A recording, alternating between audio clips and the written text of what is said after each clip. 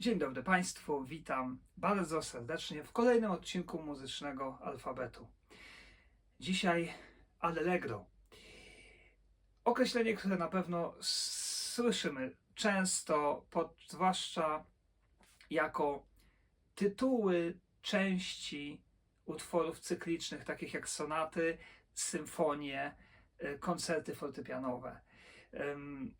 Jeśli idziecie Państwo na koncert, dostajecie program, często widzicie, że na przykład orkiestra wykonuje symfonię i są podpisane części. Część pierwsza na 90%, w 90% przypadków to jest właśnie zatytułowana Allegro. Przyznam, że ten termin zawsze wywoływał u mnie trochę taki uśmiech zakłopotania, bym powiedział, bowiem tak naprawdę nie oznacza on w rzeczywistości muzycznej, co oznacza po włosku. Dlaczego? Otóż, proszę Państwa, po włosku termin allegro oznacza po prostu radośnie, wesoło. I to jest określenie charakteru. Czujemy się wesoło, mówimy, że właśnie używamy słowa allegro. Tymczasem w literaturze muzyki termin ten przekształcił się i jak być może na samym początku w historii używania tego określenia jako ukazania, w jakim charakterze ma być grany utwór, to jeszcze miało rację bytu, bowiem we wczesnym klasycyzmie i w klasycyzmie, w początkach klasycyzmu, tak by trzeba było to określić, muzyka właściwie była radosna i wesoła. Muzyka miała być po prostu dla zabawy.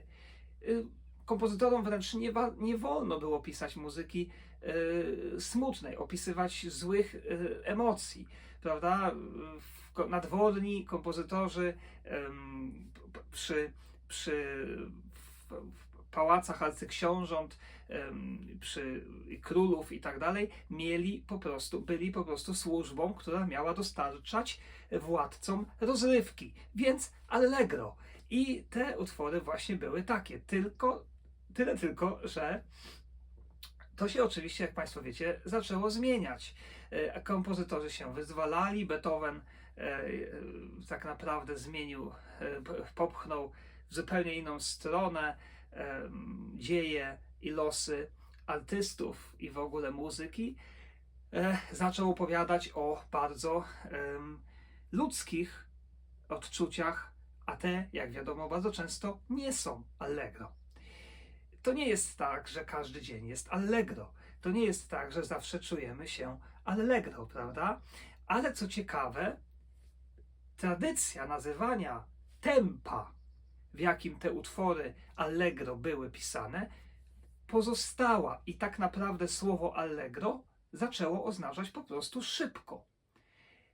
Nie zawsze jest to tożsame z określeniem wesoło. I jako przykład moglibyśmy podać właśnie Beethovena, który swoje bardzo znane rondo z sonaty tak zwanej patetycznej c-moll właśnie określił allegro, choć jak Państwo wiecie, wesołe ono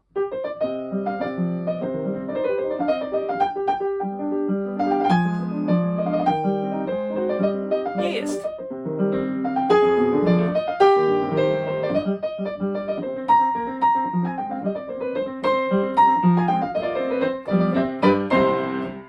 Nie ma to nic wesołego. Ono jest po prostu przerażające, dramatyczne, dynamiczne, ale nie radosne i wesołe, takie jak utwory Mozarta.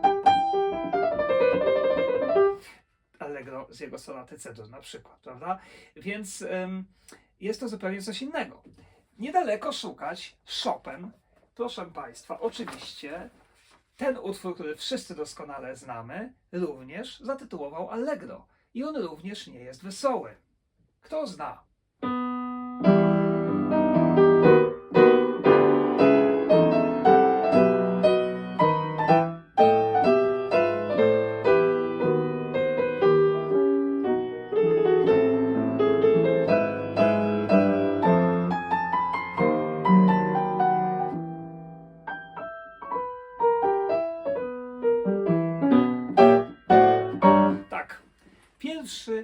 koncert fortepianowy e-moll, tak naprawdę drugi, ale wydany jako pierwszy, więc jest pierwszy.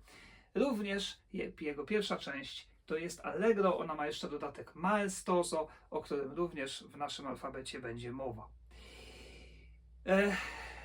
Tak więc oczywiście to słowo Allegro, ponieważ ono nie oddawało tak naprawdę charakteru, tylko zaczęło oddawać po prostu tempo, określenie tempa, żywe, radosne, żywe tempo, ale niekoniecznie radosny charakter, to bardzo często do tego określenia kompozytorzy dodawali jeszcze jakiś przymiotnik. I tak jak tutaj mamy maestoso, albo czasami dodawali przymiotnik oznaczający, żeby nie było to za szybko, wszystko po włosku.